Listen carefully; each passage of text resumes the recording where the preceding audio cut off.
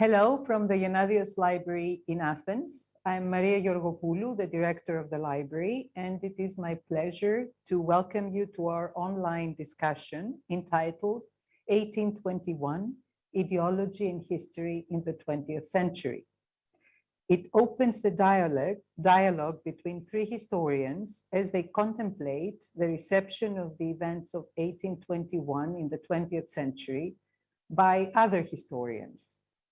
The Greek Revolution of 1821 marks the genesis of the modern Greek state, and its interpretation varies according to the historical moment, the political agenda of the historian, or the ideological perspective of the researcher. Today's discussion will address the manifold ways that have shaped Greek historiography from the First World War to the present. The polarized arguments of the 20th century, that is, Greek Marxist historiography vis-a-vis a conservative, anti-materialistic reading before, during, and after the World War II, and the liberal philhellenism of the Cold War versus the almost defamatory public memory of 1821 after 1974, followed by scholarly revision and innovation. The bicentennial of 2021 that will soon come to an end has been characterized by sober commemorations, only partly due to the pandemic. The three interlocutors will each take a different stance today, but they all study historiographical trends in the 20th century. The discussion will be in English. Each one of the participants will speak for about 15 minutes, and this will be followed by a discussion between the three speakers, and then we will open the floor to questions from the audience. I urge you to place your questions at the Q&A and not at the chat button, because we will try our best to take as many questions as possible and as time permits. In order for me not to interfere with the three presentations, let me briefly present the three participants in the order that in which they will speak. Efi Ghazi is Professor of History at the Department of Social and Educational Policy of the University of the Peloponnese. Her recent publications include a co-edited volume entitled Metapolitevsi, Greece at the Crossroads of Two Centuries, an essay on nation, race, and empires in Greece during World War I, and an edited volume of the journal Historin on Greek historiography in the 20th century that came out in 2017. Her latest monograph explores Greece and the West in the beginning of the 20th century, and it was published in Greek in 2020. Kostis Karpozoulos is a historian and the director of the Contemporary Social History Archives, known as ASCII. His current work concerns the transnational words of Greek communism, focusing on experiences of displacement, exile, and mobility. Along with Efi Ghazi and others, last week they were among the organizers of a symposium titled 200 Years of Greek History, Considerations and Interpretations in the 20th Century. And it was a very, very interesting discussion that they put together on Friday and Saturday. Mark Mazauer is Ida D. Wallach Professor of History at Columbia University, where he directs the Institute for Ideas and Imagination that brings together scholars, writers, and creative artists of all kinds. And he is also director of the Stavros Niarchos Foundation Public Humanities Initiative that supports a number of public humanities projects in Greece. And of course, we all know his many books that involve the history of Greece and Europe. And he has just published a book on 1821 entitled The Greek Revolution, 1821 and the Making of Modern Europe. So without any further ado, I invite Efi Ghazi to open the discussion with her comments. Efi, the floor is yours. Thank you very much. Thank you. Thank you very much for this wonderful opportunity to participate in this event tonight. I'm deeply honored and it's a great pleasure for me. So the revolution holds a prominent place in Greek historiography and historical culture. Throughout most of the 20th century, opposing ideological and political groups formed different readings of Greek history in which the revolution played a central role. Controversies did not only emerge within historiographical, intellectual, and academic communities. History wars sparked about school textbooks and the teaching of the Ottoman rule and the revolution. I think one of the main historiographical controversies through most of the 20th century was that between the opponents of what was called the nationally minded historiography and the Marxist or leftist historians concerning the character of the revolution. This controversy is summarized in the dilemma whether the revolution was a national or a social one, a dilemma which, however, simplifies and schematizes the terms of the discussion. Moreover, I think that each one of these broad fronts was neither unitary nor immutable. In the first post-revolutionary decades, until about 1880, and I'm going to be very brief here because we're meant tonight to discuss the 20th century rather than the 19th century, but I think certain things relate. So I'm going to say a few things about the 19th century. So in the first part of the 19th century, images and interpretations of the revolutions were formed through memoirs, fighters, politicians, people who participated in it. What is really critical is that the author's narrations and interpretations are mediated by the experience of participating in the revolution, and in particular, the side they chose in the socio-political confrontations either during or after it. Furthermore, the revolution holds a special place in the literary works of the period, in prose, in poetry, which might not define historiography per se, but had a very important impact in the historical culture of the era. Folk songs, visual images, such as the famous portraits of main figures of the revolution by Karl Kratzeichen, or the well-known folk painters Panagiotis Zographos and Theophilos Hatzimikhail. In this direction, I think that in the 19th century, the year 1871, when the first 50 years of the revolution were celebrated, holds a critical position. The unveiling of the two statues, Rigas Phareos on the one hand, and the Patriarch Gregory in front of the Propylaea at the University in Athens in 1871, symbolized this new way of commemorating the revolution by bringing together two people who actually were quite oppositional in view of the revolution itself. The Library of Parliament, on the other hand, began the systematic process of collecting records of the revolution in 1855, leading to the publication of the Αρχεία της Ελληνικής Παλιγενεσίας. And the establishment of the Historical and Ethnological Society in 1882 constituted also a landmark in the historiography and the historical images of the revolution, as it created an archive with an emphasis on the Ottoman period and the revolution. Of course, the publication of Konstantinos Paparigopoulos' Ιστορία του Ελληνικού Έθνους also played an important role in the sense that it focused on the revolution in the first publication, the first abridged edition, and it contributed to its inclusion into school textbooks.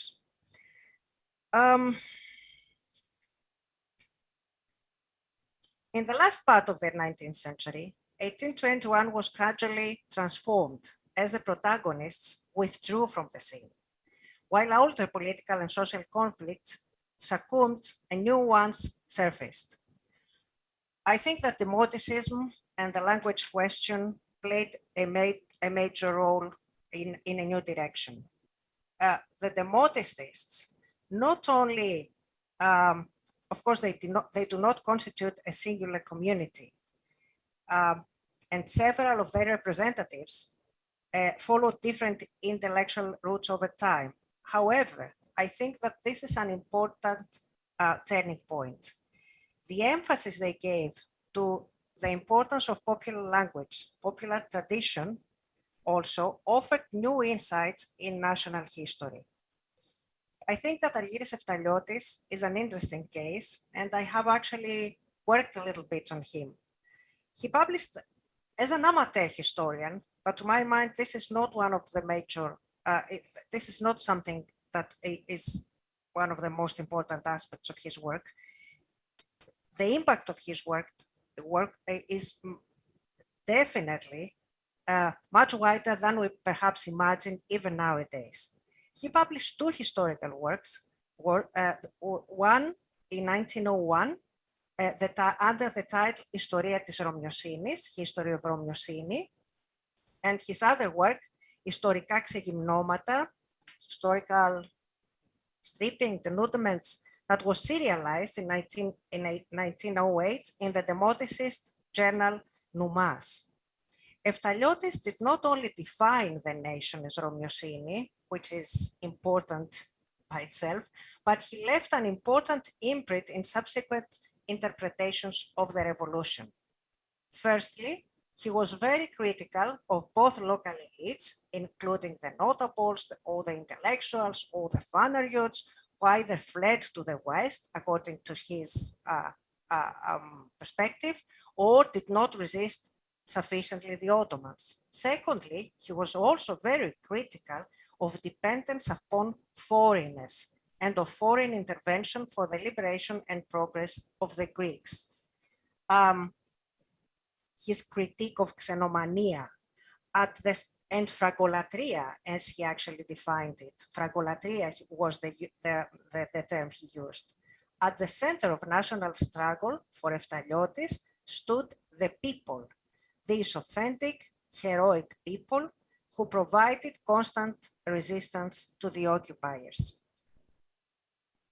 In 1907, Giorgios Kliros published his study Το κοινωνικό μας ζήτημα, Our Social Question, which was the first attempt to apply somehow Marxist methods in Greek history. The section devoted to the revolution was rather short, but Kliros defined the revolution as a bourgeois one caused by developments in urban strata of the Ottoman Empire. Yannis Kordatos in 1984 published a history of the revolution which triggered major reactions.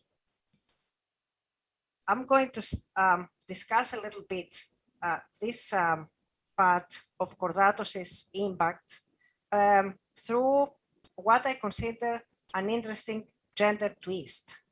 In 1925, several newspapers, including Hermes and Embros, accused Rosa Ivrioti, then a history teacher at the Maraslion School, that under the influence of Kordatos's perspective, she taught the history of the revolution in an improper, non-national way.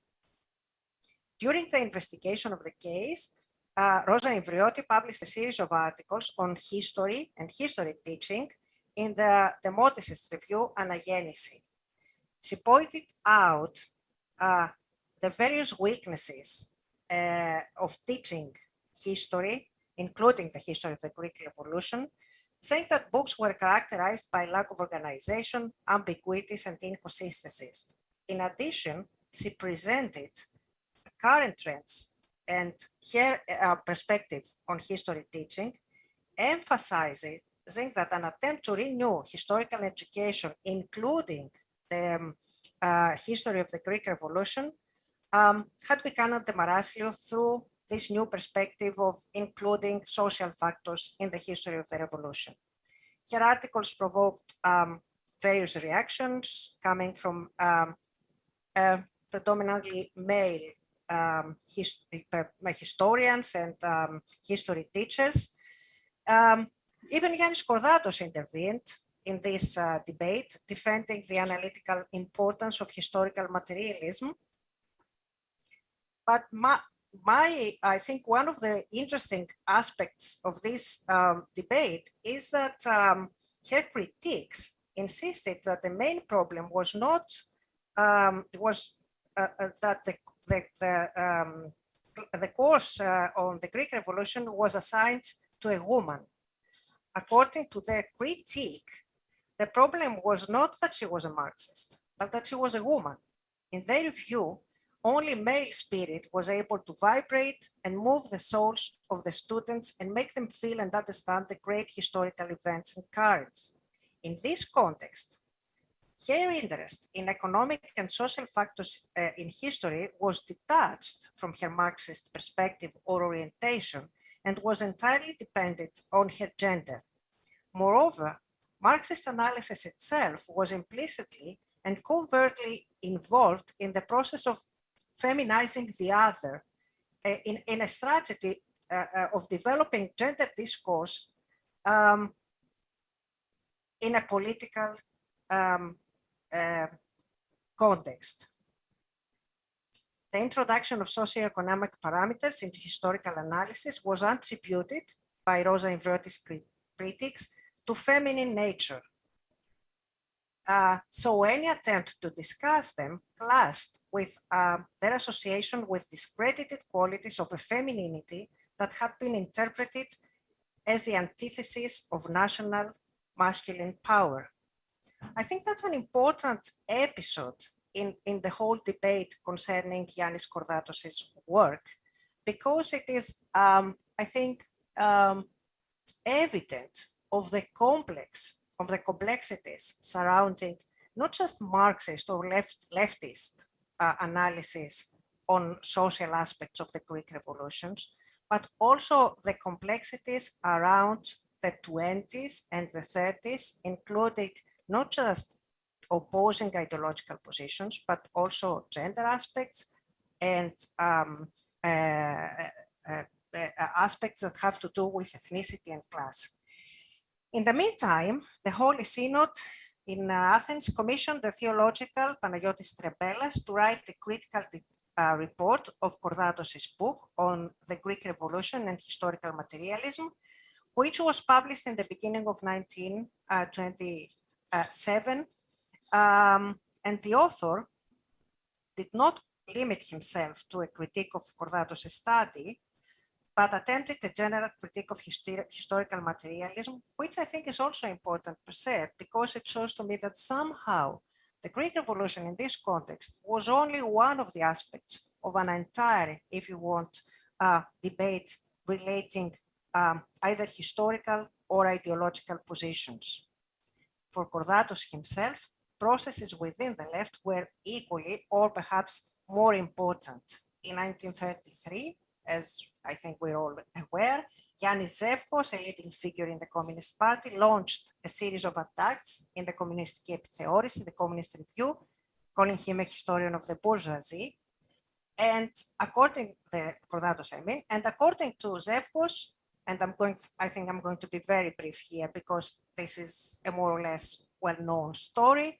The bourgeois transformation of the Greek society did not proceed due to the reactionary character of the bourgeoisie and its compromise with feudalism. So the Greek Revolution was rather a revolution of the progressive peasantry, the proletarians, the lower socioeconomic strata, and the popular classes. What is interesting here, I think, is not the arguments themselves, but the kind of this stage theory, which of course very much coincided with the politics of the Communist Party at the time and its political strategies. Many years later, of course, in 1976, the historian Philippos Iliou would define this debate, the Kordatos-Zevkos debate, as the ideological use of history, which was going to be a very, very famous motto throughout the Metapolitevsi for discussing various interpretations, not just of the Greek Revolution, but of, I think, modern Greek history in in a variety of periods and phenomena.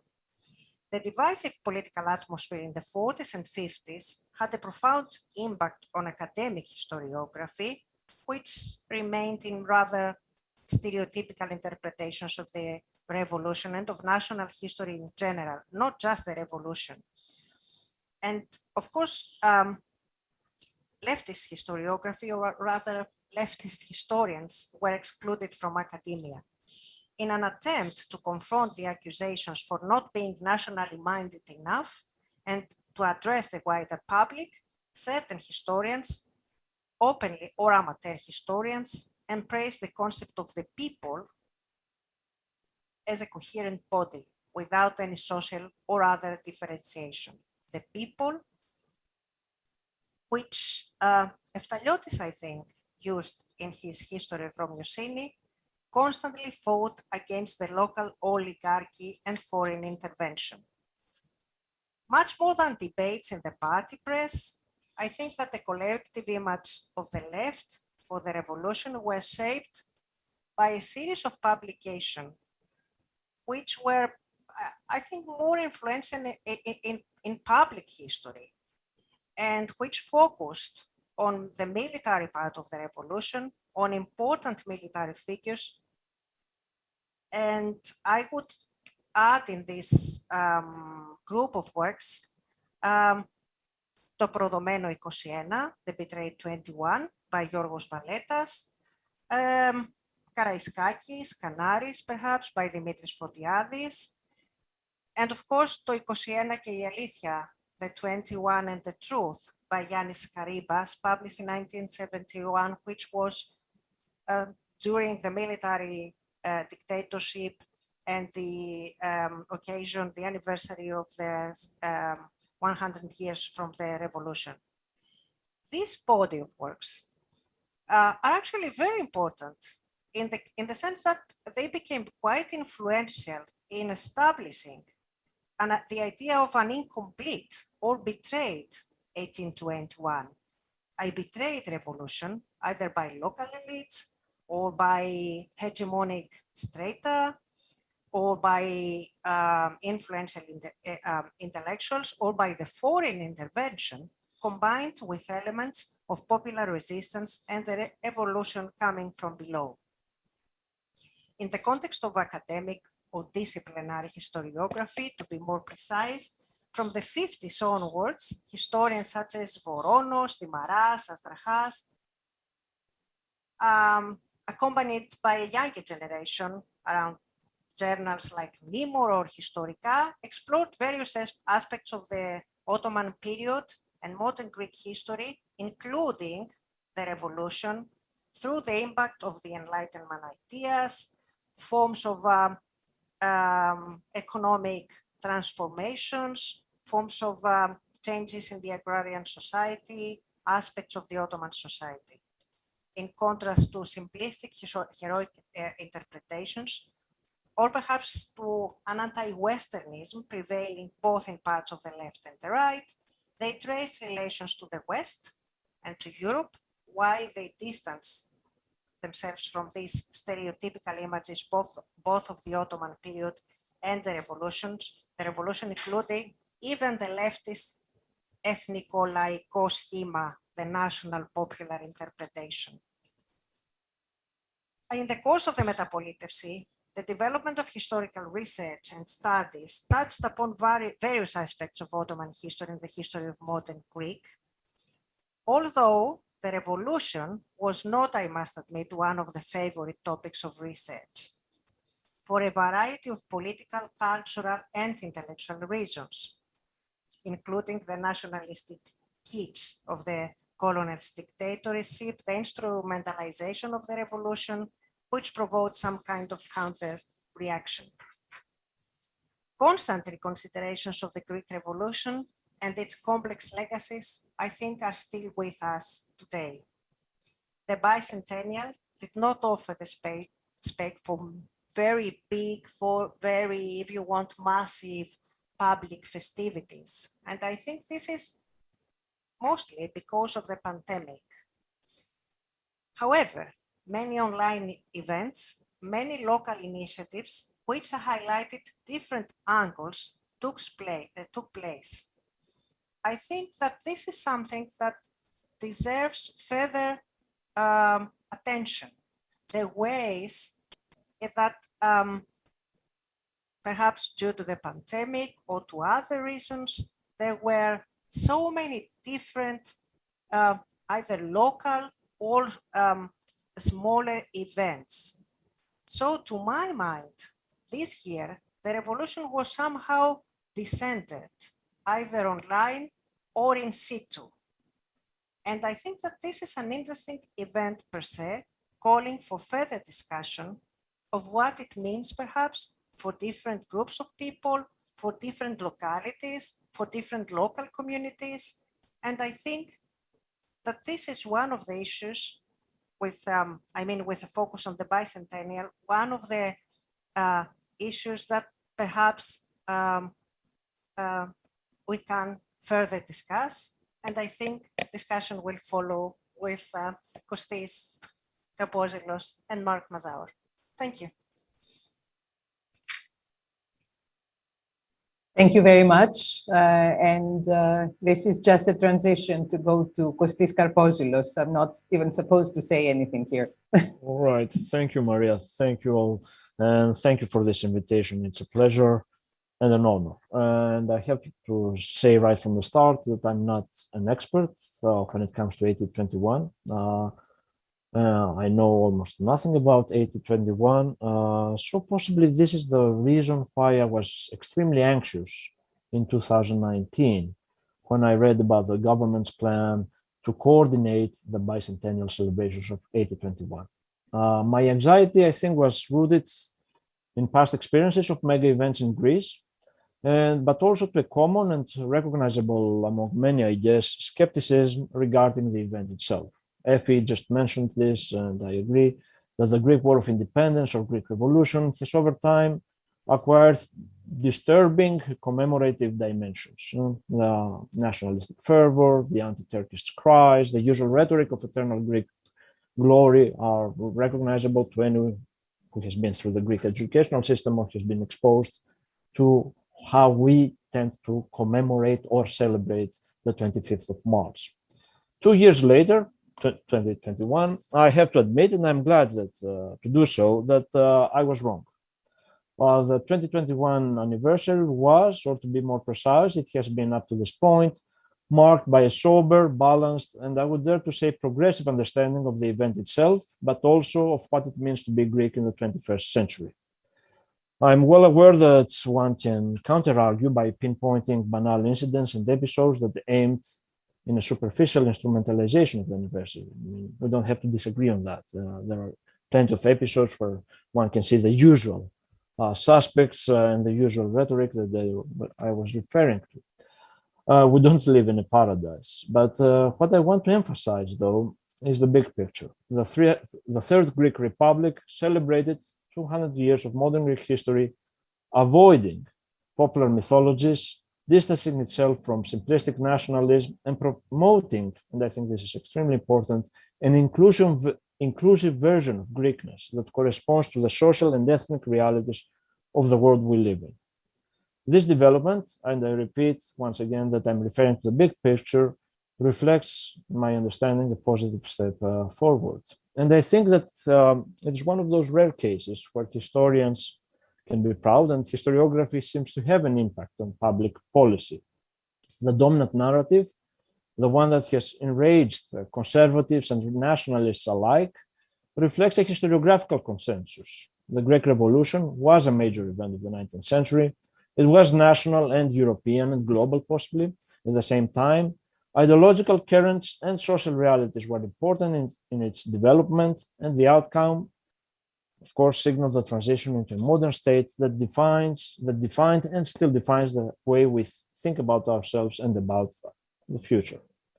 I know that I'm simplifying up to a point, but here I want to stress the notion of a consensus. 2021 was neither marked by a major clash in the public sphere regarding the past, nor a historiographical debate with polarized understandings of 1821. Once again, And you can imagine why I'm adding all these signifiers. Once again, I'm not implying a harmonious ecology of opinions. And that would be extremely boring, and no one really needs this. What we haven't seen, though, is a truly decisive debate. On the contrary, and I think this is also extremely positive, and we should be proud of this, we have a flourishing field of a younger generation of scholars who have been extremely productive, leading to the expansion of what we actually know about 1821. And if I can just hint to a problem, is that this younger generation of historians have not been heard enough in the public debate. We have seen a repetition of a tendency where the public debate is dominated by big names of historiography that often haven't really worked on 1821. So we have grand narratives, and sometimes the actual protagonists of historical production are silenced or marginalized. But even so, the big picture is much different than the one would anticipate. I agree with Effie that this was a very decentered event, in a way reflecting the actual revolution, the revolution that he had that was a very decentralized historical event of the 19th century. The difference with the past is telling. The Greek 20th century, and I guess we all agree on that, was marked by divergent readings of the revolution and fierce debates that reflected the polarized realities of Greek society. Effie has just gone through this, so I'll be quite brief, but the discussion on 1821 was never a discussion on 1821, period. It was always intertwined with political and social tensions, the quest for a narrative that would interpret contemporary realities, and of course, historical analogies between the past and the present. In this context, we all tend to portray the prevailing dichotomy according to the political dichotomy of the left and the right. This is the way our imagination thinks about the 20th century, that there is a division between the left and the right, and this must be reflected on all fields of human activity and intellectual production.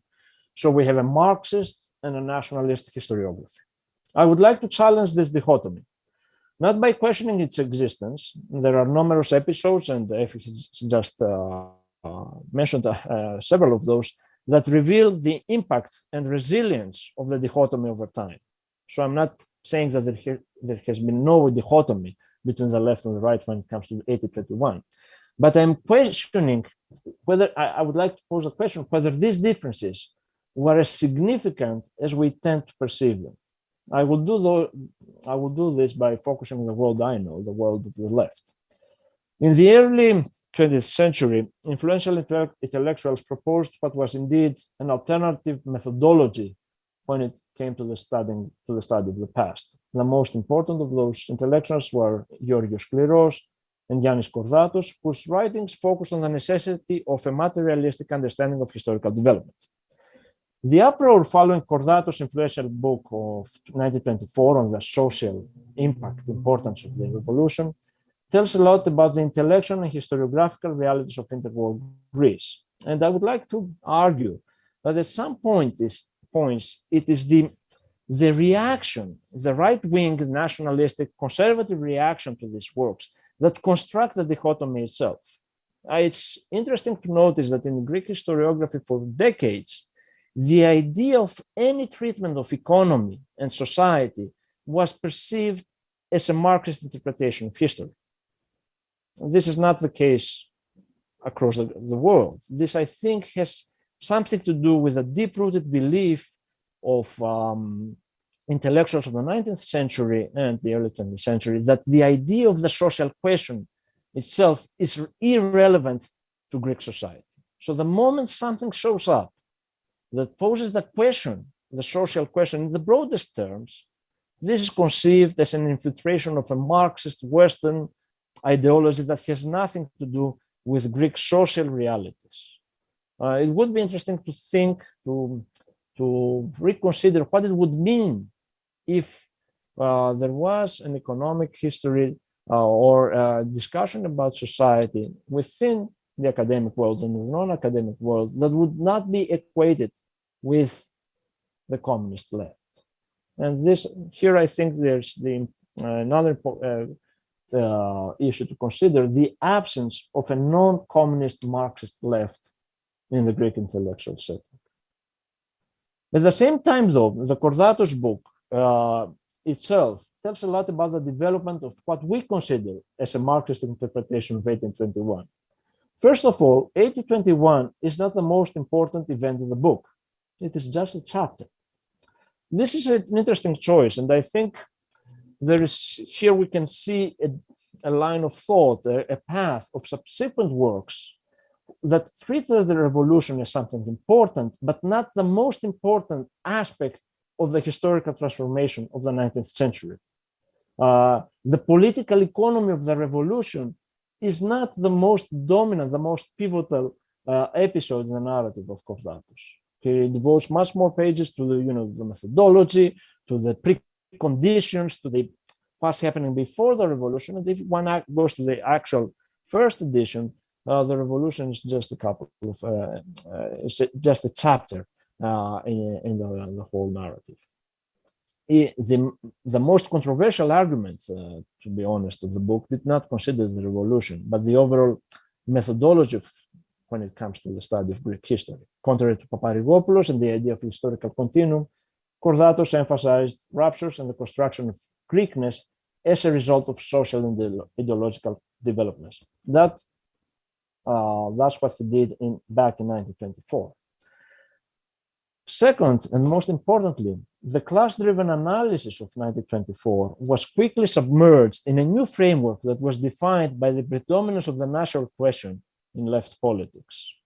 The importance, in my opinion, the importance of the nation in the minds and hearts of the left is a key to understanding the development of this national popular narrative of 1821, in which the history of the story is simplified according to the following equation. So the laos, the people, versus the reactionaries. In turn, the reactionaries are backed by the reactionary for intervention, and the result is a betrayed revolution. A brief parenthesis here. The predominance of the nation is tracked back to the intellectuals of the early 20th century, such as Skleros. Skleros introduced the social question in the Greek setting in 907. Skleros wrote his influential Our Social Question without being in Greece for a single day, something that we seldom take into consideration. He's a diasporic intellectual born in the Ottoman Empire. He studied in Moscow, wrote his book in Leipzig, and died in Egypt. In his writings, I think he was replicating up to extent and emulating the idea of a φιλική εταιρεία or Rigas Fereos, knowledge coming from the outside, from the world of the diaspora to the body of the nation. And one could also think of the analogy with Lenin here, where class consciousness is something that is imported from the outside to the body of the working class. In the case of Skleros, the body here is not the working class, period. It is the working class and the nation. In a telling example, he made a crucial amendment to the preamble of the Communist Manifesto that had not yet been translated into Greek. The history of all existing societies is the history of struggle between classes. That's quite familiar.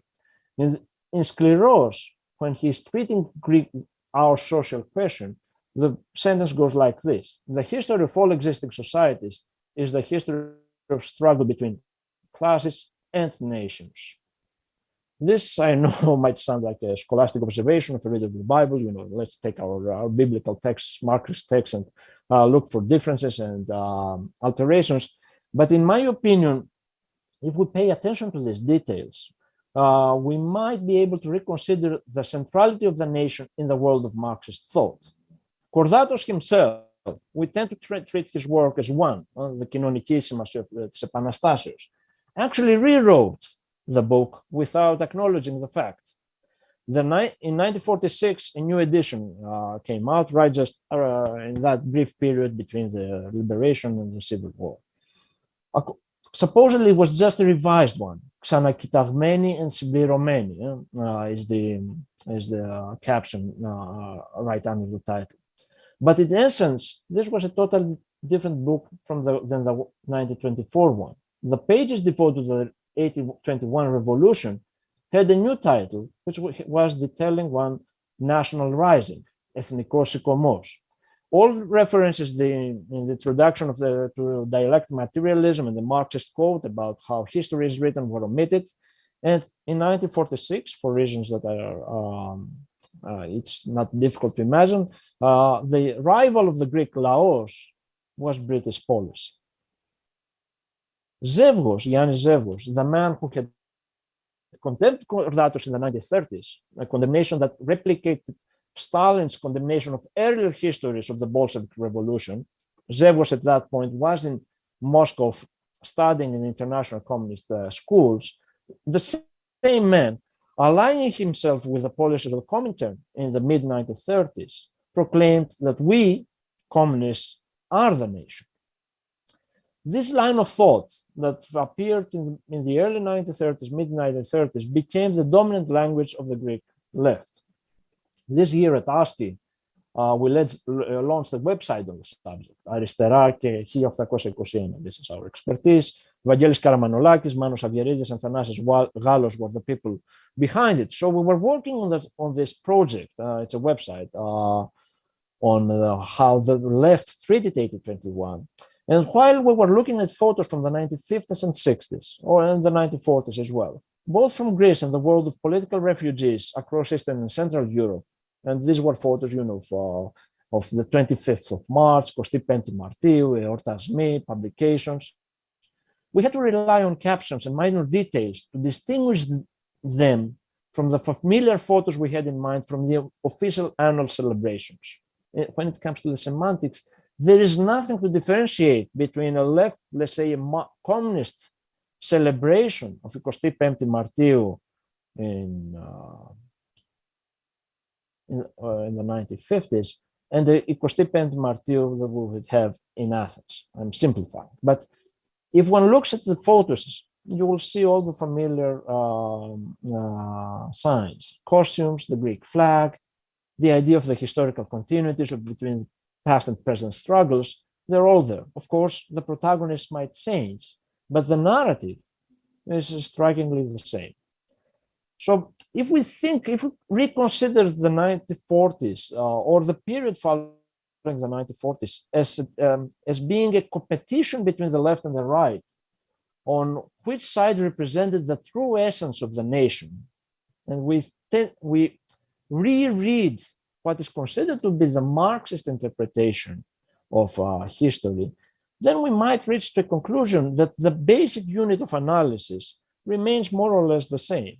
This is, you know, the famous slogan, Adartis, Kleftis, Palikari, Idios in o Laos. You can see here this idea of the eternal revival of the nation that is struggling. And of course, the analogies are there. Our allies are the same. In the 1950s, the official historian of the Greek Communist Party writes he's in Eastern Europe, he writes a book on Greek history and the chapter on the Navarino. It's the Russian fleet that leads to the defeat of the Ottomans, whereas the British reactionaries do not want an intervention because they're reactionaries, and there's nothing more to that. The poster of our event encompasses this conflation. Mega Alexandros by Angelopoulos is at the same time Megas Alexandros, Aios Georgios, Kolokotronis, and Aris Velouchiotis. The continuity of the nation, the popular uprising, the strong male leader who is convicted by his own people, the memory of a defeated and unfinished revolution. This is not a film on 1821, but at the same time, it underlines how perceptions of 1821 saturated readings of Greek history, or to be more precise, how 1821 was positioned within a continuum of historical events from antiquity to the present. And this not coming from a nationalistic understanding of historical development. Works and their ways of celebration or ways of commemoration that were associated with what we understand as the left. I would like to make a final comment that reconnects to my initial remark about this year's celebration. From the 1970s, the world of the left was split between the national-minded reading of the past, this ethno-popular, national popular understanding, and the younger generation of historians who renewed historiography and proposed novel interpretations that escaped both from schematic Marxism and the predominance of the nation. This development obviously reflects significant shifts in historiography and the politics of the 1960s. But if we leave these generalities aside, I would like to propose that we should think of this emergence of this generation of historians through the aspect of mobility and the importance of mobility in reframing, in intellectual reframing of the past. These intellectuals or historians or people who became historians without initially thinking about history in professional sense, belong to a generation of defeated revolutionaries who fled Greece. In their case, though, the destination was not Eastern Europe, and it was Western Europe, with France being the most popular, the most obvious example.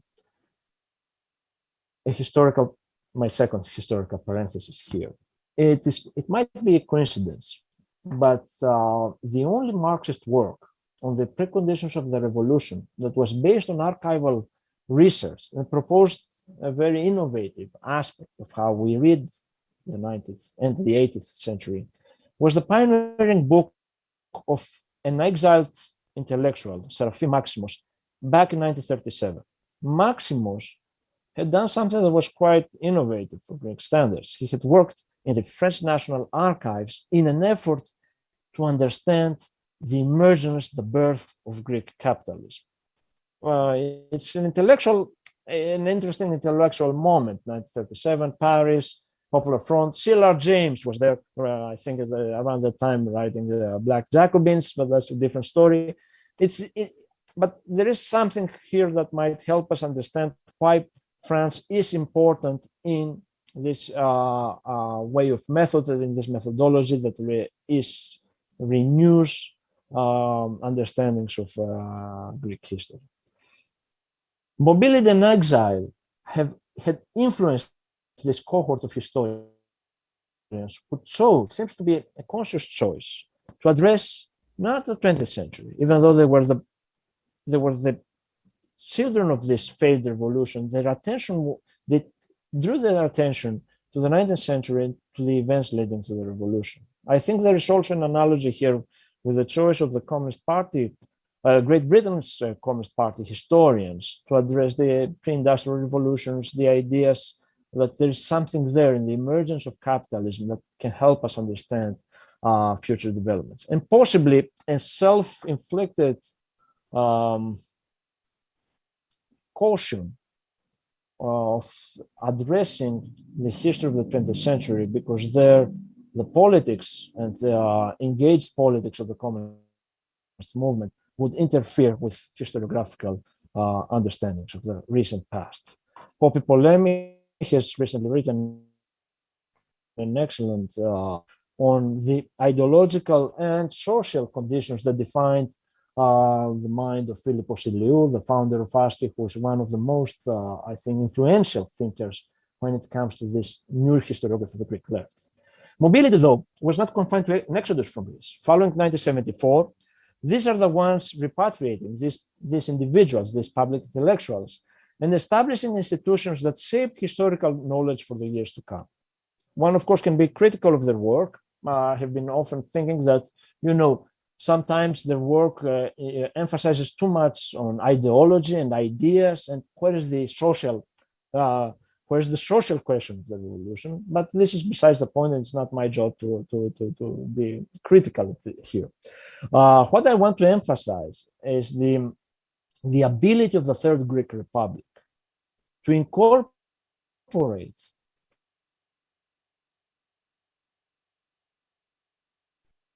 to allow for years, and to a point alien to the dominant narrative of the left. These were unorthodox understandings of the past, and that went against the popular tide. But they insisted on a methodology and tone that gradually became the normative within academia, and I think up to a point it altered the dominant perceptions of the past, leading to this year's commemoration. It is obviously too soon, as the Chinese comrade would suggest, to have a definite narrative on the Greek Revolution, and it's even sooner to have one on 2021.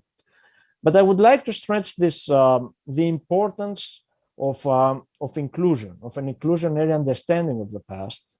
And if I, to reconnect to my initial point, the necessity to make a decisive step forward towards a more inclusive academic dialogue, and the inclusion of a generation of scholars who have not suffered from the political defeats of the 1940s and 50s, but have suffered during the crisis. The Third Greek Republic, I think, should make a decisive step forward by creating more room for debate and discussion, and give more space to the voices of those scholars belonging to this generation that has for years been excluded and has been marginalized from institutions due to the economic crisis and to certain shortcomings of the Greek academic and institutional worlds. Thank you. Thank you very much, Kosti. And I think it's the turn of Mark Mazauer to address the panel. Mark. Thank you. Thank you very much, Maria, for the invitation. Thank you to my co-panelists. I have a feeling that what I'm going to say follows on very naturally from some of the issues that you've raised, and I look forward to our conversation. I guess that the basic question in my mind is, how can it be that we've been talking for so long about 1821 and yet we know so little about it? And what is it about the peculiarities of Greek historiography and of the place of the study of 1821 in particular that could help explain that? If you think that's an exaggeration, just think, for instance, of how little we know about the Ottoman dimension of 1821, where it's no exaggeration to say it's only now, by now I mean now, this year and in the last 4 or 5 years before, that we're able to really think about this seriously. And in 15 years' time, we'll be in a completely different place. I want to follow on from something that Kostis said about the deceptiveness of trying to fit all this into a left-right dichotomy that says that Greece has been in the thrall to a certain kind of right-wing historiography all this time, with a marginalized but left-wing historiography counterbalancing it. I'm going to follow on by talking about the right a little bit, or what isn't the right. And I wonder if a more helpful dichotomy, if we need one, that's going to poke its head through all this, is a dichotomy between materialism and idealism at various points. But let me start by thinking back to the 1930s. And in the late 1930s, in the Metexas dictatorship, 2 really pretty impressive doctoral dissertations were defended within 2 years of one another. And actually, they're both useful reminders of just what interesting work could be done in 1821 by really the first generation of professional historians in Greece. I'm thinking about Michail Sakellariou's 1937 dissertation on the second Turkokratia in the Peloponnese, and Apostolos Vakolopoulos' dissertation of 2 years later on refugees and refugee settlements in 1821. Those would be two subjects that anybody today would be proud to work on, and somewhat unexpected. The initial reception of the 2 dissertations, however, was rather different, and as some people will know, that an enormous fight broke out in the exam over Sakellariou's dissertation. And although it was later accepted and indeed awarded a prize by the Academy of Athens, it was regarded as tainted by historical materialism, insufficiently nationally minded in tone, and he was told to go away and rewrite it. And it's surely no coincidence that it took him rather a long time to find a academic position befitting his talents in Greece. He taught for some time in the CNRS in France, Then he came back to run the Center for Asia Minor Studies and eventually becomes professor of ancient history in Thessaloniki. And I'll come back to this in the late 50s, where he becomes a colleague of Apostolos Vakalopoulos, whose dissertation had been defended in 1939, and who had a very different kind of career. He entered the University of Thessaloniki much more quickly as an expert in the period of modern Greek history. He had been involved during the occupation in some degree to advising the local authorities in Thessaloniki on how best to fight the communist menace and the Slav threat of the Bulgarians in particular. In 1948, he followed up with his second work on 1821, Ta Ellenika Stratevmata του 21, which is an interesting book in itself. And so it would be tempting to see this as a playing out within the Metaxas Academy of a left-right-ish kind of dichotomy between a Sakellariou who's going to be penalized and a Vakalopoulos who is going to be deemed sufficiently national-minded. I wonder, however, and I was thinking a little bit about this and thinking about the people who were on Sakellariou's committee. And it struck me that the criticism of Sakellariou was not exactly coming from the conservatives. It was coming from a certain strand of Venizelistes. And in fact, the dominant figure on the committee, Volonakis, was a ardent Venizelist. He'd been an influential figure in the Ministry of Education. He then was, he was at that time professor of modern history at the University of Athens. And I think you could see Volonakis and the Volonakis criticism as indicating a potentiality in Greek liberalism, in Greek Venizelist liberalism, which turns easily to a kind of anti-communism. And conversely, Sakellariou was supported by Nikolaos Veis, who was very much on the left, but not on the communist left. He was a close associate of Svolos, and you could see in Veis and Veis's work a kind of a certain leftist-inspired interest in Greek history through folklore studies in particular, and through oral traditions that doesn't translate easily to the Marxist left that much of the discussion about Greek historiography otherwise pursues. So what strikes me in all of this is the relative unimportance of things that we spend a lot of time now talking about, which is the debates within the Marxist left amongst mostly communist intellectuals in the 1920s and 30s, to what little work was going on in the Greek universities in the 1930s and 40s. If I think to myself, where are the influences on the people who are in the universities? The external influences are coming from the time they're spending in Leipzig or in Paris with Byzantinists, like Charles Diehl, or with philologists like Hubert Pernot, these are the big figures that are mentoring Greek students who will enter the historical profession.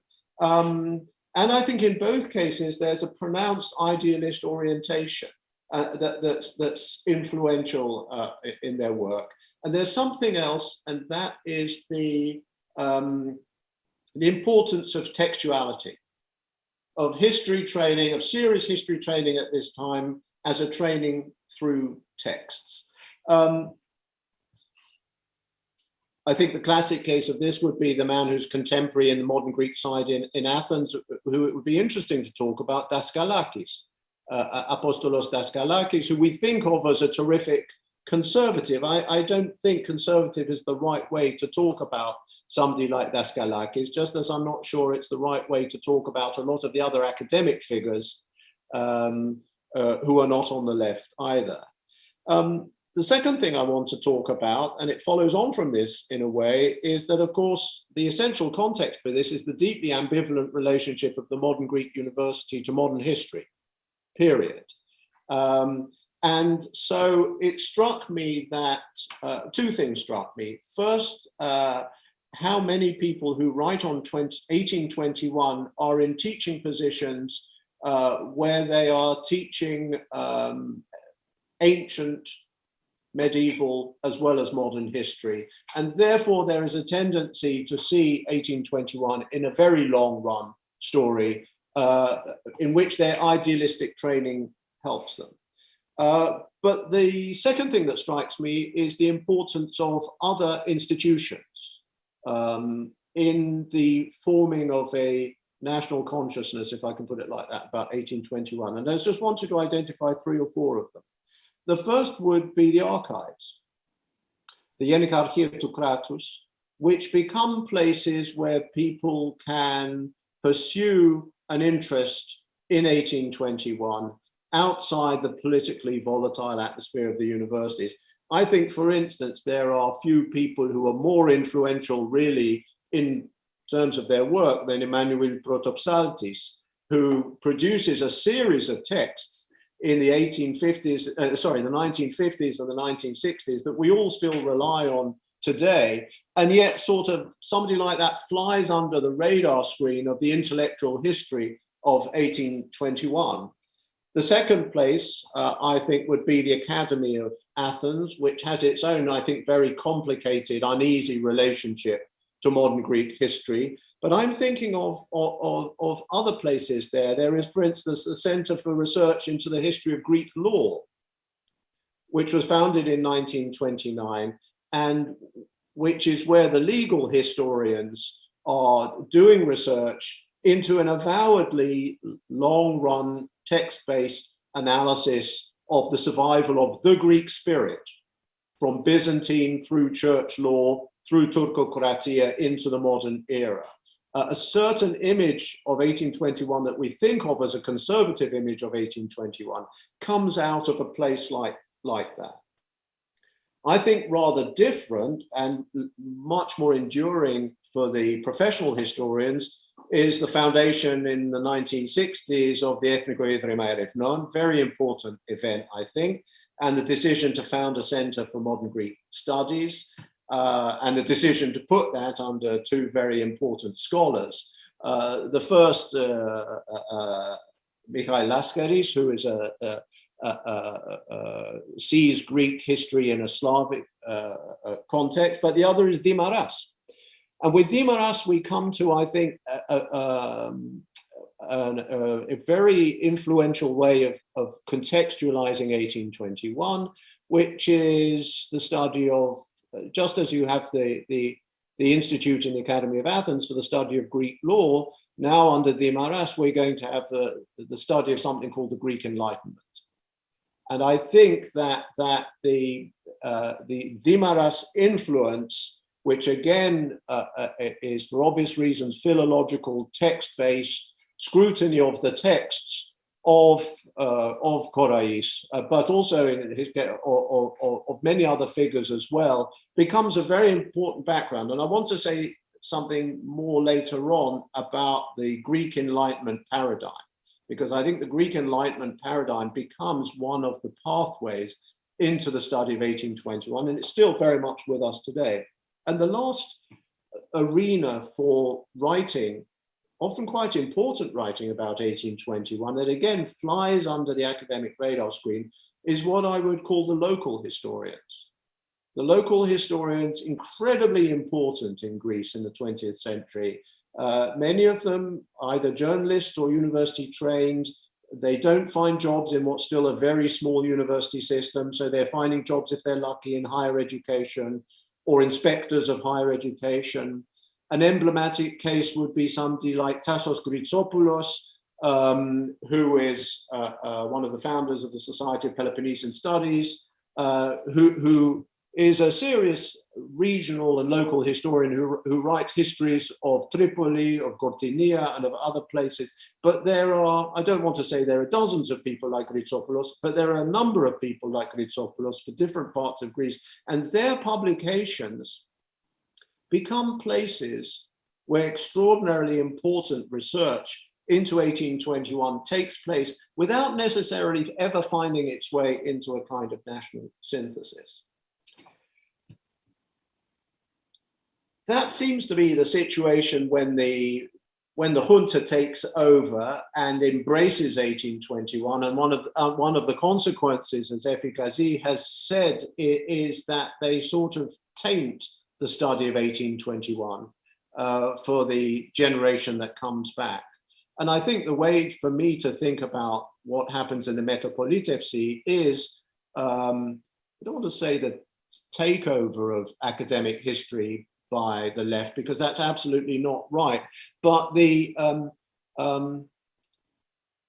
what an older generation would have called materialist historiography, basically shaped by the Maison des Sciences de l'Homme and by Brodel and Labrousse in France, which is not text-based so much as it is data-driven, quantitative, connected to the human sciences, becomes accepted first, and then for a period hegemonic in Greek intellectual life, as far as I'm concerned, with very beneficial consequences. And so now in the 1980s, we have this very interesting embrace of modern history that is happening within Greek universities.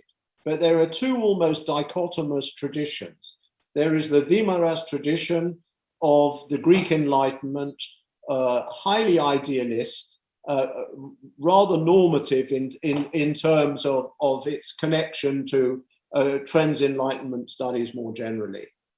And then you have the group around Historica, with Azragas, Iliou, and Paniotopoulos, which is bringing the largely French methods of social scientific history to bear. They're both very interested in the 18th century. And in both cases, 1821 is somewhat neglected. And Christos Lupos points to this in a useful article about a few years ago, that there's this strange, almost silence about 1821, that 1821 doesn't really work for either of these two camps. Having said that, we have these two traditions, the Greek Enlightenment tradition and the Brodelian tradition. Again, I think want to caution against making that too rigid a dichotomy, because after all, Spiros Azdrachas is the editor of the Matrianis memoirs. He knows the importance of textual editions, and Paniotopoulos is formerly very close to Dimaras. So there are personal and intellectual affiliations that make this a very, very complicated picture. I would pick up on something that I think Kostis said, which is that in fact, it's only relatively recently that a second generation of historians, of Metapolitevsi historians, not the founding generation who come back from Paris, but the next generation really take up the study of 1821. I think you can see the start of this in journals like Mnemon and Historica earlier, but it's really a product of the last 20, 25 years. And I think it's connected to the massive expansion and therefore methodological heterogeneity of history in Greece. I think it's connected to the founding of doctoral programs in Greek universities, although there are some very good 1990s dissertations that are defended on 1821 outside Greece as well. And so I think we are now in a different institutional and intellectual landscape from any time in the past. I think the constraints on the academic study of 1821 were in a way what permitted the popular stereotype of the revolution betrayed to gain such purchase. But we are now 2 decades into a really rather significant expansion of higher education and therefore of professional history in Greece, of a kind of pluralism of approach, and for the first time, of a attentiveness to 1821 itself. And that is new. And I think it's helped by the consolidation of Ottoman studies in Greece, which is worth mentioning in this context, that is no longer the preserve of a few brave solitary individuals, but you have research clusters that are pushing this forward. The increasing internationalization of the Greek university, so that the historical profession does not internationalize itself any longer by having to emigrate. It's very striking to me how networked Greek universities are, and how much the pendulum has swung, so that scholars young and old, if they're working on these subjects, are now as likely, if not more likely, to come to Greece to do research, to participate in seminars, as for things to go the other way. And that means that the archival center of gravity has shifted. And so we're becoming aware of the immense archival riches that I really feel remain to be tapped for the next 20 or 30 years. So perhaps I should end by seconding Kostis's call, really, that if we want to take 1821 seriously, the best way to do this is actually to open up the public discussion to the 40-year-olds and under who are doing the really serious work right now, and yet who are not sufficiently listened to in the public domain. And I think that will happen with time, but it will require a kind of conscious effort on the part of the gatekeepers of the public discussion of history to allow it to happen. That's it from me, and I'll pass it back to Maria. Thank you. Thank you all three for thinking through all these issues. Each one of you from your own perspective, obviously, as we would expect. We had a quite attentive and careful view of the Greek historiography by Efi Ghazi. Then Kostis Karpousilos opened up the discussion and the ideas about the left and the right, and the possibilities and the complexities that one sees or saw in the second half of the 20th century. With Mark Mazauer, we had, I think, a quite brilliant sort of way in which we saw through his eyes Greek institutions. I think this is very fruitful and a wonderful way to lay down a basis for a great discussion. So I invite the three of you to talk among yourselves and to see which one of you, I don't know, has a question for the others or wants to speak to something that one of the interlocutors talked about. Effie. I do, actually. I do have a question for Kostis and a question for Mark. It seems to me that any discussion about the revolution goes back to the nation, one way or the other. And in Kostis's presentation, I kept thinking about mobility and the nation. If there is some form of a variety of ways of looking at the nation, I mean the Greek nation, from a different perspective in this course of mobility, because you particularly emphasized this part relating to Skleros or the Greek communists in the 50s. And also I have a question for Mark. I very much agree with with your point that we should definitely look beyond I think also Kostis made this point, both of you made this point, that we should look beyond the right-left polarization. I like this idea about materialism and idealism, and I specifically meant to ask you about idealism and the nation. Would you say that this kind of hesitancy towards even modern history, this kind of idealist perception somehow of the Greek nation relates somehow with some specific perception of a sublime, hyper-real Hellas, perhaps ancient Greece that stands at the center of both, I don't know, Greek and European or even global historical imagination?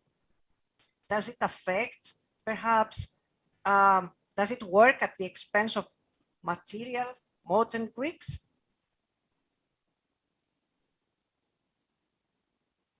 Kostis, do you want to start?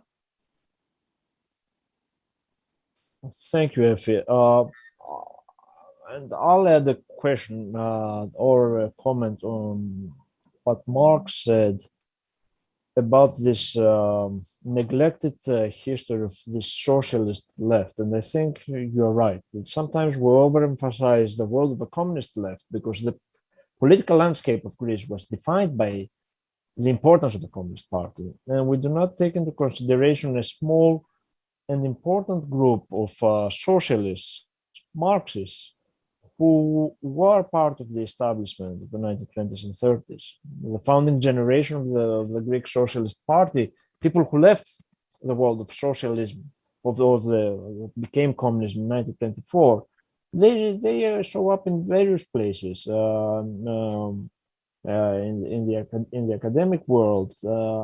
And it's true that we haven't really discussed this. I'm thinking about Sideris, who is the first socialist representative in 1915, and then he becomes a professor of economics. For some reason, the lack of a visible socialist party or social democratic party has led to a misunderstanding of the possibility of the importance or the role or how they operate within the establishment, and at the same time addressing the questions of materialism on all fronts. So the question of mobility, thank you, Effie. It seems to me that at some point we should think of these intellectuals through this lens of discussing how mobility is a key factor.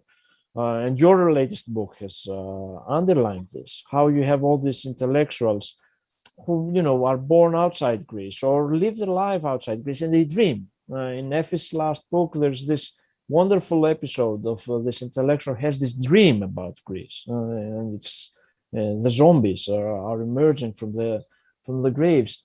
So when it comes to the socialist thought, I think that the case of Sclerosis or the case of Maximus is interesting because mobility allows them to discuss about Greek history, not relying on the intellectual landscape of Greece. And this has to do with all sources as well.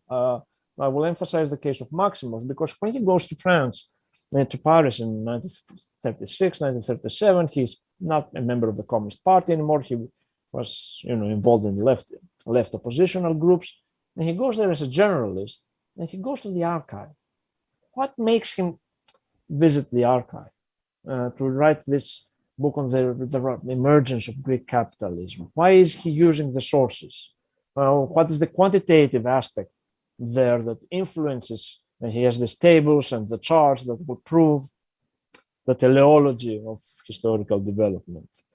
And I think that sometimes we tend to consider this as a minor biographical detail, where it seems to be much more pivotal for the experience of the renewal of Greek of academic and institutional life. And after 1974, we were fortunate enough to have the repatriation of this generation of exiled intellectuals, and they are the ones who, in a way, define the world that the intellectual environment that we were brought up.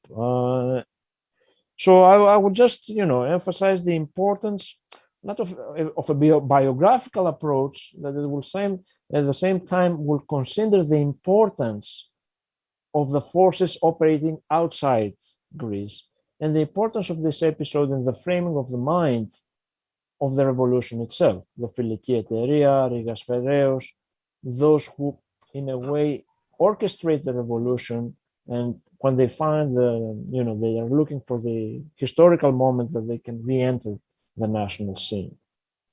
Kordatos, on the other hand, was not mobile at all, and I think this, up to a point, explains the constraints in his understanding of Marxism. I'm not saying that, whoever has, Zev went to the Soviet Union, he returns as a Marxist intellectual in the proper sense. So there is something there. Came from Ottoman lands, though. True, okay.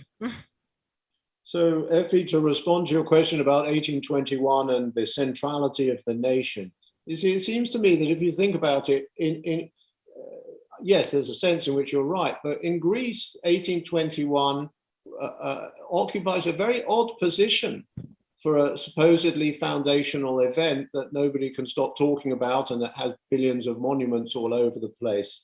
If you were in France, you'd have journals dedicated to the French Revolution. You do have journals dedicated to the French Revolution. If you're in Italy and you take a comparable event, the resistance, you have centers for the study of the wartime resistance. You have institutional investment in an event that is thought to be of overriding importance for the political identity of the country. And in Greece, you don't. In Greece, you don't. And not only do you not, but for much of the history of much of the 20th century, the Greek universities have lived in this odd relationship to 1821, where it must be evoked on March the 25th and speeches must be made, but it's a terribly sensitive issue. And I think that you were asking about idealism and the nation, and has this sort of kind of language of idealism led the modern nation, modern Greeks, to suffer because people talk about the ancient Greeks. I think the idealist influence on modern Greek academia is really important. And this is not about it talks about going back to the ancient Greeks, but it's emphatically not about going back to the ancient Greeks. It's about going to the classrooms in the Sorbonne and Leipzig, where one or two generations of the founders of the Greek university system received their education in the late 19th and the early 20th century.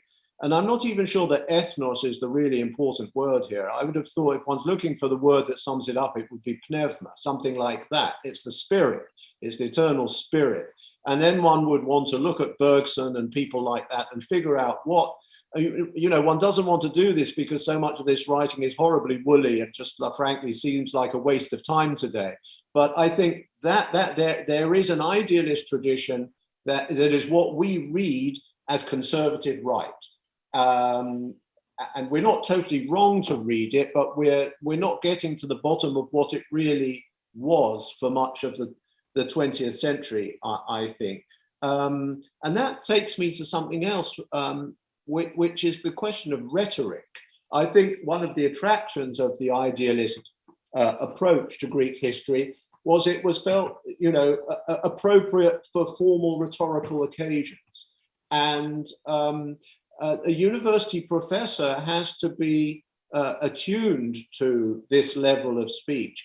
And I mention that because really I found that it was looking in the writings of people like Gritsopoulos, in the writings of Eviaka or Peloponnesiaka, or other regional centers of regional amateur history, or for that matter, in the edited papers of some local chieftain, that you would get a different kind of language, and the editors were not so bothered because they didn't feel so much in the public eye about demonstrating the centrality of this to this big, grand, long-run narrative of the triumph of the Greek spirit. And so you could come across really quite mind-boggling things that didn't fit into that at all. And nobody seemed very bothered because you all felt proud to be celebrating something that had happened in Gordinia or wherever it might be. Exactly, it was the local level. But that brings me to a question that I wanted to ask you guys, which is to what extent you think that, one of the things that's lurking in the background here is the now pretty massive disjuncture between the really interesting stuff that professional historians are writing, especially the young ones, but in general that's coming out of professional history, and a pretty well-entrenched public perception in Greece that's still shaped by an older view. And I wonder what the role you think is of writing style, because it strikes me that one of the things that this new, rather leftist, rather progressive generation brought back with them from Paris was not a more popular way of writing, but another form of academies, which does not translate terribly easily into a more popular form of historical understanding. I'd be interested for you to reflect a bit, if you would, on this question of how historians write from the stylistic point of view.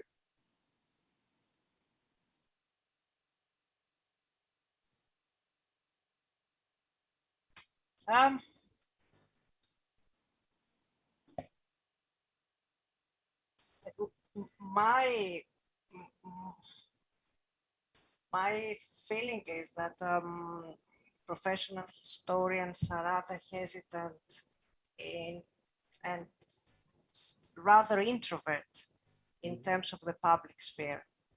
I wouldn't say that it's a question of style in the ways it used to be perhaps in the 70s or the 80s.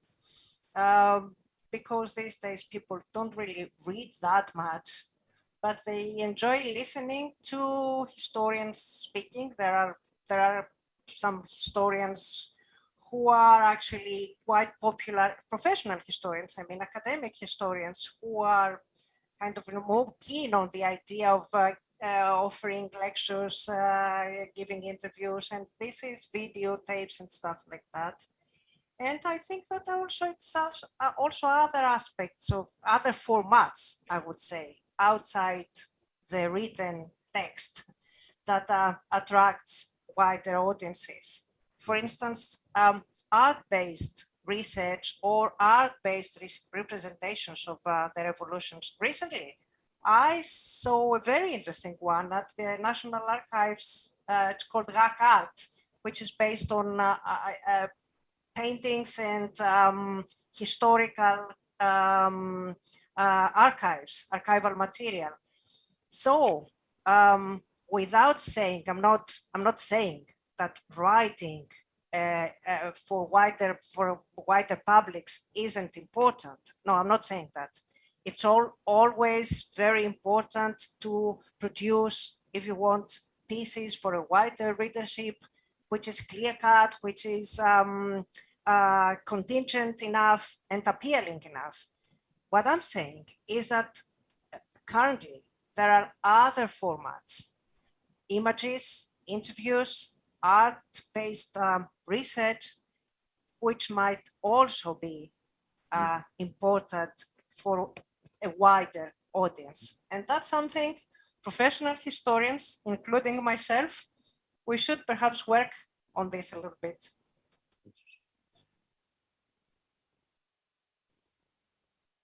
Kosti, did you want to? Yes. Well, it is interesting to see.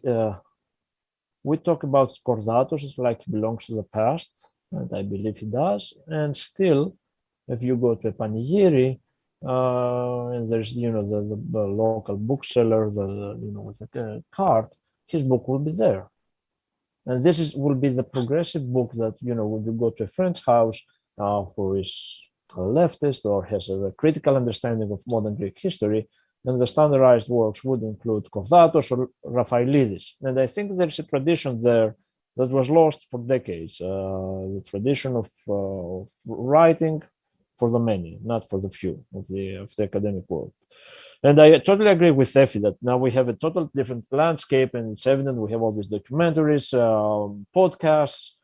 We have now historians producing their own video, YouTube channels up to a point. At the same time, I think for a generation that was not incorporated in the academic world, writing for having a much more visible public appeal was a survival method during this crisis. Many of us, I think, in a way that we didn't follow the the linear path from the PhD to the academic institution, would reinvent ourselves, sometimes writing in a different style, irritating our the ones who were responsible for us and for our academic training, because this would seem very popularized or very pop in general. And I think it's a positive outcome of the crisis, a generation that's much more emancipated from the constraints or the strict definition of what is academic. And this is why we have books that are best-selling, not comparing with Kordatos. But it is true that we haven't reached that level of a synthesis on 8021 that will give this social history. I'm sure we have a bestseller. I mean, one of us has written right now a bestseller on 8021, but there's more room for other works. If I may, I just wanted to inform our audience, and I know you're many tuned in, that you can put your questions. I'm sure we have a very lively panel here, and they can talk to each other in very interesting ways. If I may, I still hear some sort of dichotomies in terms of progressive, despite the fact that you already sort of said that these dichotomies may not work very well. But I wanted to ask about public history, and I wanted to ask about school books, textbooks, because in many ways, at least the first impression and what we know from about 1821 comes, I mean, in 6th grade, where we read some things. Do you have any, do you want to comment on that? I'd love to hear what Effie has to say in particular. I think she's been much more involved with that than I have, and I would like to hear. Well, I'm not an expert on the ways history is taught at school, but I would say that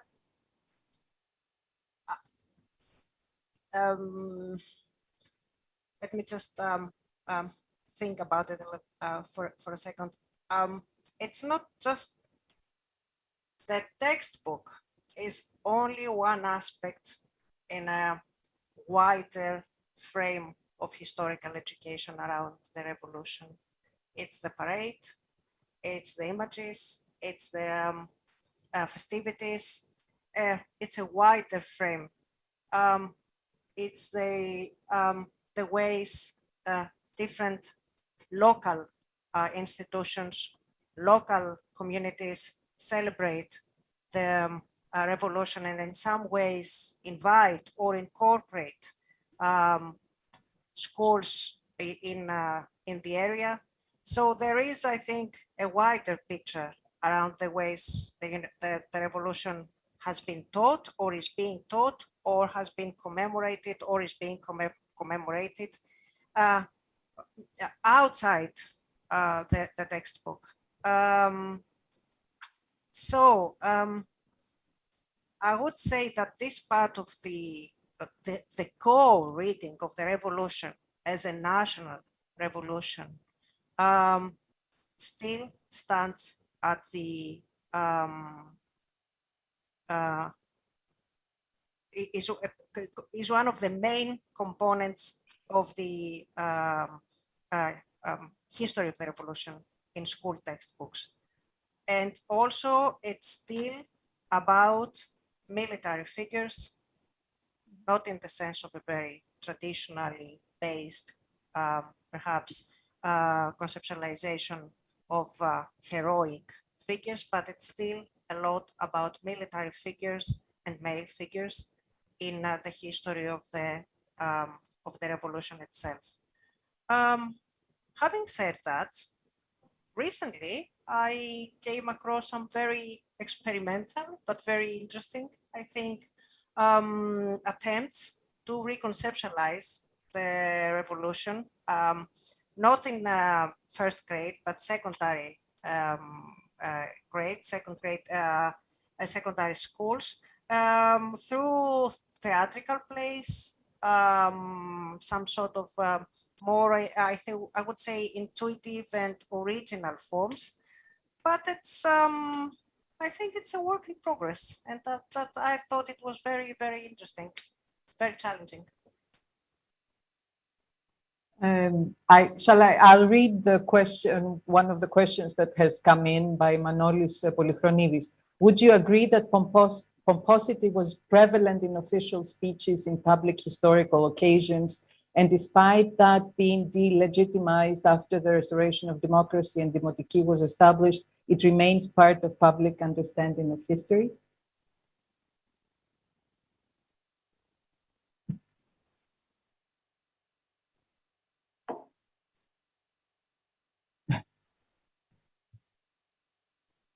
Well, I'm not sure that I really understand the question, but my feeling always was that the very ritualized references to 1821 probably were putting people off the study of the subject, and that in fact there was likely to be an appetite for something, and I think there is an appetite for something that's fresher and different and less pompous, and that you see that in the you see that actually in the scholarship.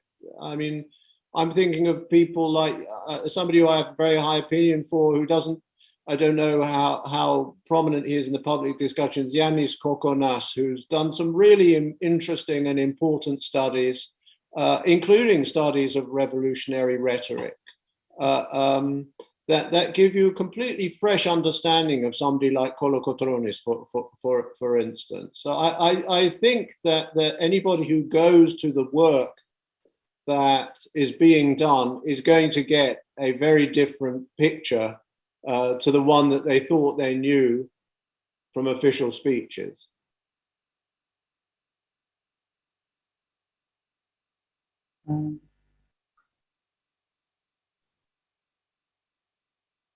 Did you want to address this question or come up with the new questions? I meant, I'm always interested in the ways we can discuss the revolution outside Greece. And I meant to ask Mark, what does the revolution have to do with the making of modern Europe?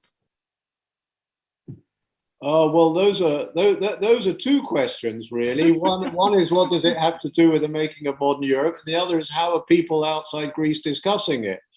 And how much time do we have? I'll try to give you brief answers to both. You can give me a brief answer. Okay, well, on the question of how people outside Greece discussing it, my publishers really didn't want me to call it the Greek Revolution. It's certainly not the American publisher, because they said nobody in America knows there was a Greek Revolution. They'll just get confused. They've just perhaps heard about a Greek War of Independence, or perhaps it was just less confusing.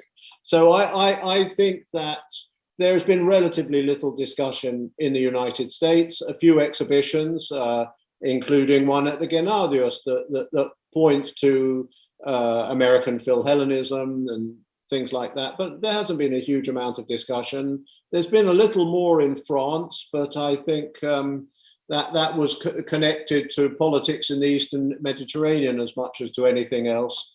There's a rather disappointing exhibition that was supposed to be a blockbuster exhibition at the Louvre. I will go out on a limb here and say I think it was a total missed opportunity.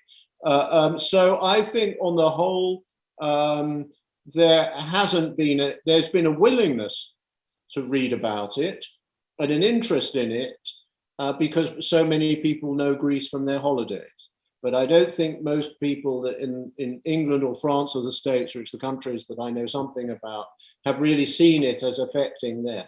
What do I think the impact on Europe was? Well, I think it was pretty important, really, and I'm particularly interested in the emergence of public opinion as a political factor in European history for the first time in the 1820s. That I think you cannot understand European diplomacy without seeing the emergence of public opinion as a huge force, a very complex force. So that would be at least one way in which you could say really what happened in Greece did shape practices in Europe more generally. We have a question from Dimitris Antoniou. Recent public initiatives place particular emphasis on colonialism as a means of understanding not only the role of the great powers in revolution and European Hellenism, but also our contemporary understanding of 1821 and its place in the historical record. What are the benefits and what are the challenges connected to the use of such a lens? Small questions.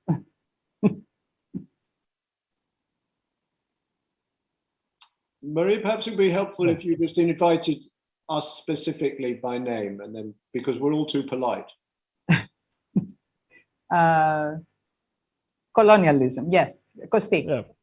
All right. Well, to be honest, there is nothing very original about this.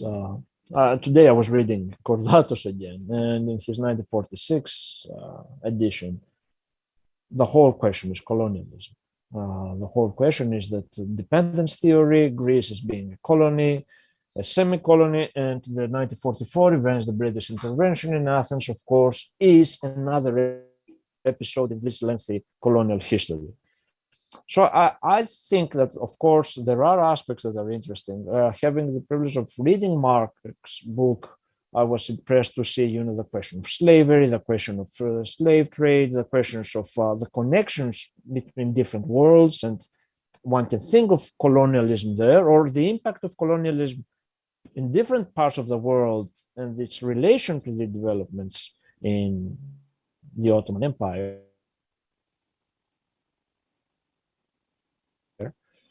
From theories that claim that there is a particular lens that will revolutionize our understanding of history. This is why I'm a bit skeptical to any proposition that begins with a theoretical framework and then looks in the particulars of the historical development to find something to reaffirm this.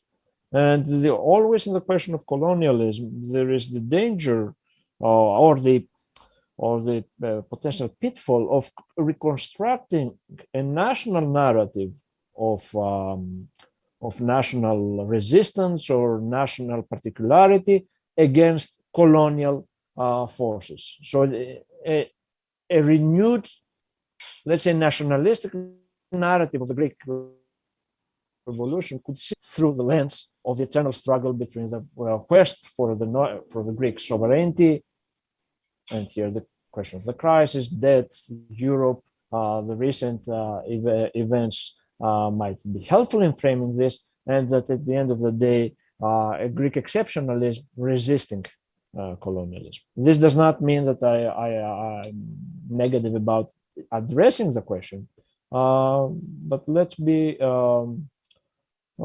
cautious, because we have seen in modern historiography how these trends appear and disappear without really having significant impact. I'm too skeptical. I think we are sort of closing into 2 hours, or a little bit less than 2 hours, and I wanted to ask you to give us a couple of sentences, perhaps, each one of you, as concluding remarks to this panel, and maybe to help us reflect and understand what we learned today about having heard you talk to different ways in which the left and the right, progressive and conservative thinking and understanding of the revolution has brought connections and differences between materialism and idealism, the idea of the nation, and even colonialism. Why don't you try to sum up, each one of you, with a couple of sentences? Effie? I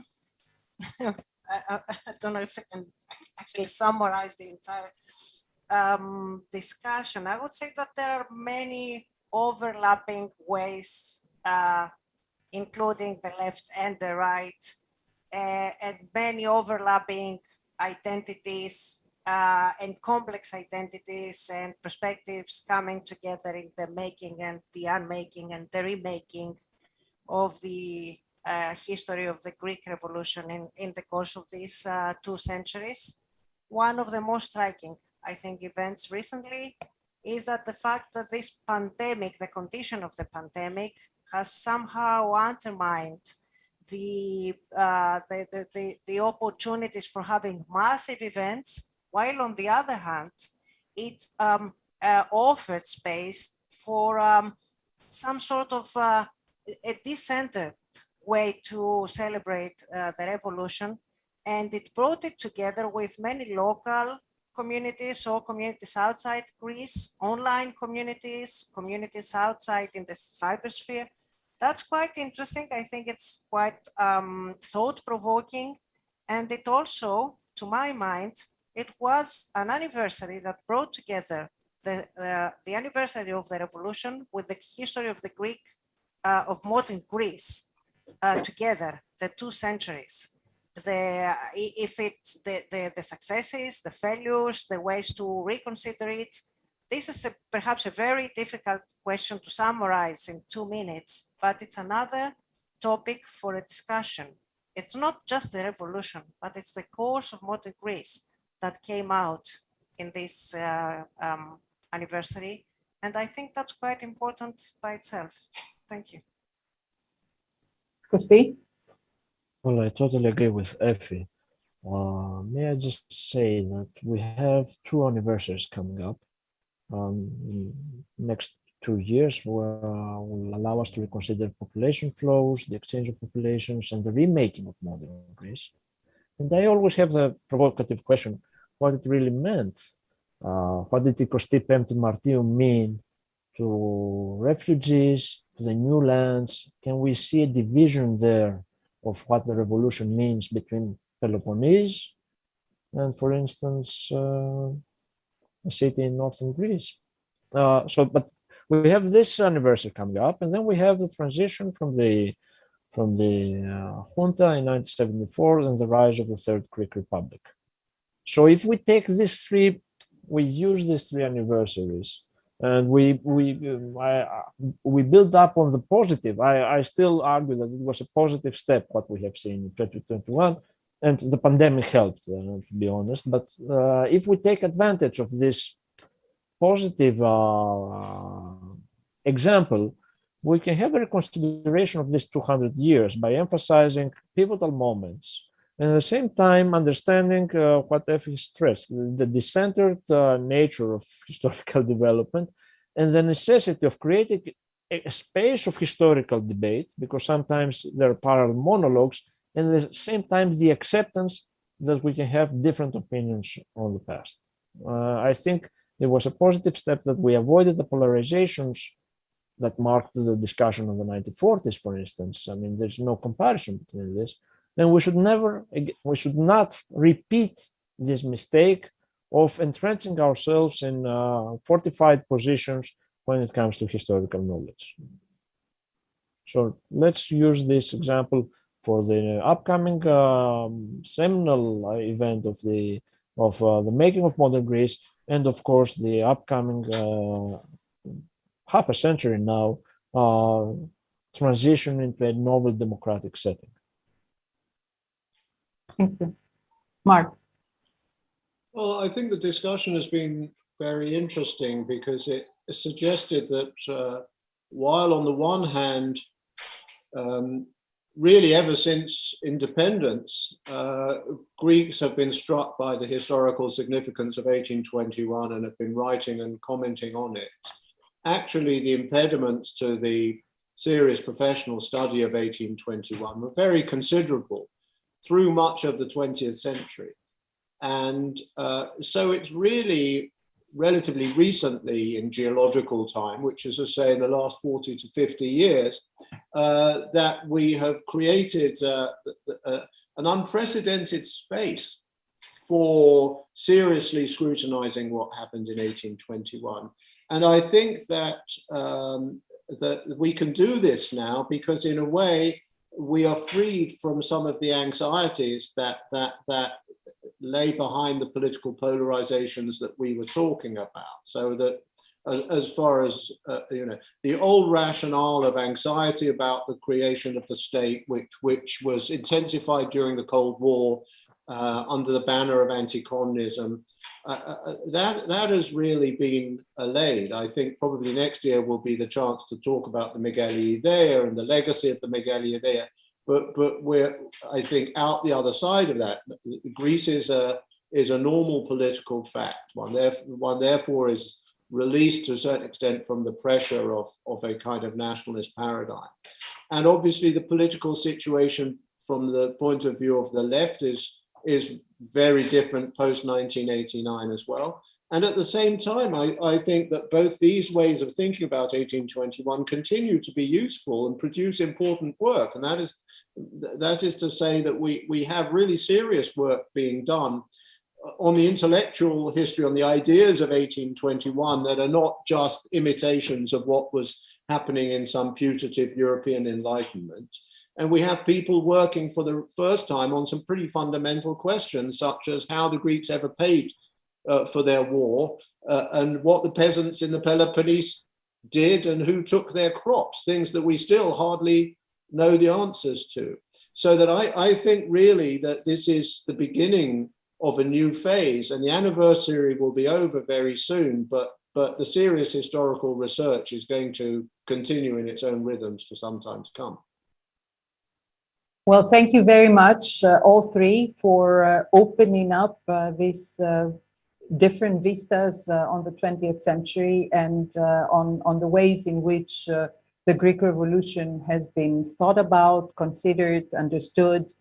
We've spoken about militant historian, we've spoken a lot about professional historians, about public history, about mobility and about local history. But I would like to end with the wish of us all, I think, and I hope, for young historians, people who do have time to go to the archives, and we all want to find a way to give them a podium and space to speak up and to learn from them, because they're the ones who have done or are doing the serious work. So thank you very much for an enlightening evening, and thank you to all from the audience for attending. Good night.